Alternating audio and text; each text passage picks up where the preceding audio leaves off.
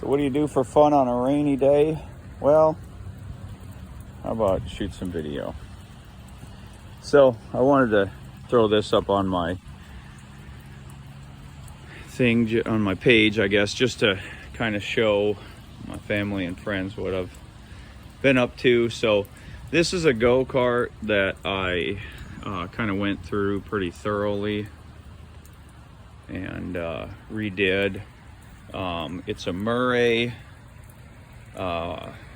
There's a couple different versions, but at the end of the model number is X92. So I've just been calling it a Murray X92. So this was an interesting deal. It came with rear wheels.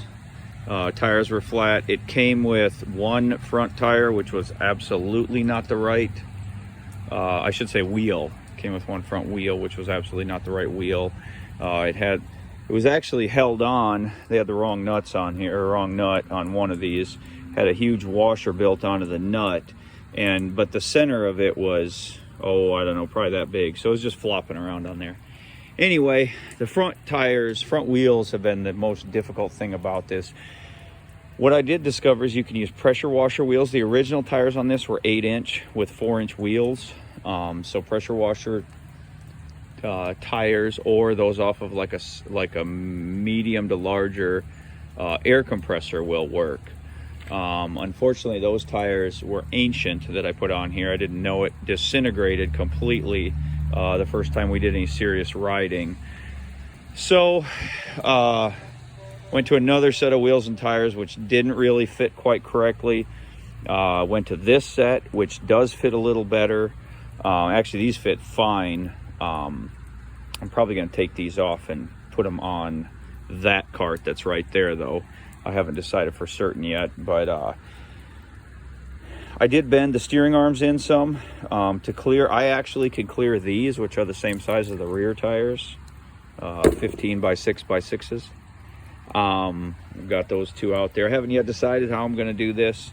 One thing I would recommend if you do one of these kind of carts, if you get slightly different sized front tires, put the bigger one on this side, because that counteracts the fact that the one tire that powers and brakes actually gets more weight on it, then gets more pressure on it anyway, which would be the left rear. Because as you can see, the brake, which I did put a new brake drum on, or new brake shoe on it, the brake and the power is all on just this one wheel. All that wheel does is floats. It doesn't power, it doesn't brake, it doesn't do anything. And of course the fronts are the same. So if you put a bigger tire on this side or a bigger tire on that side, you're going to put more pressure crossways, which will then allow that. Anyway, I put a seat belt on this. Originally these came with 3-point belts.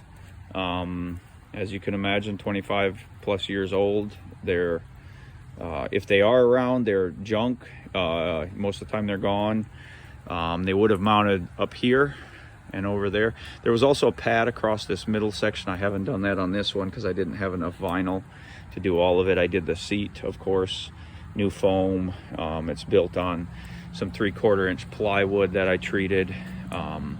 The seat is adjustable on these, which is a little unique. So you just loosen these bolts on both sides and it'll slide forward. If you want it real short, you can move it up to that one. If you want it a little farther back, you can go here. Only problem with going back here, you can't go all the way because the seat bar hits the roll cage, which as it sits right there, I'm 5'10". I can sort of fit in it, not real comfortably, but enough to drive it anyway. I did add a kill switch. To me, that's a safety thing. I think kids should have a kill switch with an easy reach. Obviously, to each their own. It's got a Predator 212, pretty much all stock. I took this thing down the street, 22 miles an hour is what it topped out at. That's with the governor and all that on it. Factory gearing, which is a 12 teeth on the clutch, 72 teeth on the wheel. And so that's what you get is 22 miles an hour, give or take. According to the online calculator I looked at, it should have been 26. So I suspect this governor set a little bit lower, but doesn't matter to me. It's plenty of speed. for a cart that doesn't have any suspension. If you're off-road at all, this thing's bumpy and you're not going real fast. So I took it completely apart, painted everything. I actually was able to make some emblems. This one I put on crooked, but you know, criticize me as you will. Made those with my wife's cool little machine that she has, and then I had some of this striped tape, so I put a couple pieces of that on there just to add a little more visibility and kind of coolness. I sandblasted and painted all the bolts. You know, took the cart, the frame was mostly painted, but like the top was bare and a little rusty, so you know, wire wheel and all that stuff. This is how I mounted the seatbelt on this side. I actually mounted it straight to the seat on this side. It's mounted to the frame on that side. This is an old car seatbelt that I just had laying around. So anyway, this is another one that I'm eventually going to build. This is basically what that one was. That one had a little more because I had the seat frame.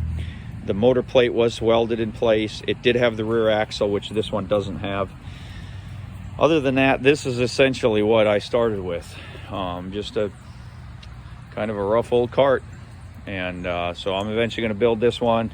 Haven't yet decided if I'm going to do a live axle on the rear. That's where I'm leaning toward. It looks to be about the same price, unless I just stumble across something inexpensive as a solution.